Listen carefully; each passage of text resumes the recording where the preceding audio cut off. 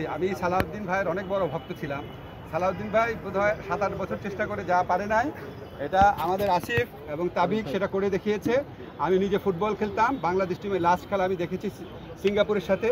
আমি কোনোদিন বাংলাদেশের কোনো টিমকে এত ভালো খেলতে দেখি নাই। আমি রেগুলার ইংলিশ প্রিমিয়ার লিগ দেখতাম, আমি লা লিগা দেখতাম, এবং আমি প্রথমবারের মতো বাংলাদেশ টিমকে দেখলাম অফ দ্য বল খেলছে এবং পায়ে বল রেখে খেলছে, দীর্ঘ সময় বলের উপর কন্ট্রোল আছে, কোনো উদ্দেশ্যহীনভাবে বল। আমরা ছোটোবেলা দেখতাম বলতো বাটু টুটুল নান্নু, ওরা ফুটবলার ছিল, বলতো উড়াই দেয়, যে উড়াই দিতে পারতো সে বড় প্লেয়ার। সেই যুগ থেকে আমরা বেরো আসছি।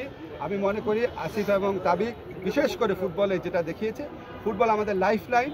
এখানে আপনার অন্য দেশের হেজিমনি প্রতিষ্ঠা করার জন্য ক্রিকেটকে অনেক বেশি প্রাধান্য দিয়ে ফুটবলকে প্রায় মেরে ফেলা হয়েছে।